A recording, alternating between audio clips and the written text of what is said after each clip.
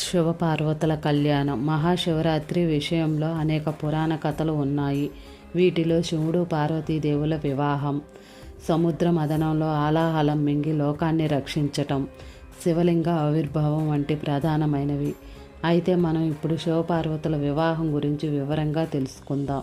శివపార్వతుల వివాహం జరిగిన రోజును శివుడిని పూజించటం వల్ల దైవిక శక్తి, సృజనాత్మకత అభివృద్ధి చెందుతాయని నమ్మకం. నిజమైన భక్తి ఎలా ఉంటుందో ఎప్పుడైనా ఆలోచించారా? శివుడు పార్వతీదేవి కథ ఒక పురాణ కథ మాత్రమే కాదు, సహనం, విశ్వాసం, అచంచలమైన ప్రేమ యొక్క అందమైన ప్రయాణం. ఇది పురాణ కాలం నుంచి ఎంతోమందికి స్ఫూర్తినిస్తుంది. వాస్తవానికి శివపార్వతుల వివాహం హిందూ పురాణాలలో మొట్టమొదటి ప్రేమ వివాహంగా పరిగణించబడుతుంది. శరీరం అంతా బూడిద రాసుకొని శ్మశాన వాటికల్లో నివసించే ఒక సన్యాసి దేవుడు, పర్వతాల నుంచి వచ్చిన అందమైన యువరాణి వివాహం చేసుకుంటారు. ఈ అసాధారణంగా కనిపించే ఈ కలయిక ఎలా జరిగింది?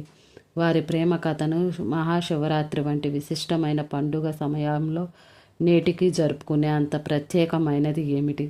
ప్రేమ అత్యంత నిర్లిప్త హృదయాలను కూడా ఎలా మార్చగలుగుతుంది? అచంచలమైన భక్తి పర్వతాలను కూడా ఎలా మార్చగలుగుతుంది? పురుష స్త్రీ శక్తుల కలయిక పరిపూర్ణ విశ్వ సమతుల్యతను ఎలా సృష్టించింది? పార్ట్ 2 కోసం కామెంట్ చేయండి, లైక్ చేయండి, సబ్స్క్రైబ్ చేసుకోండి.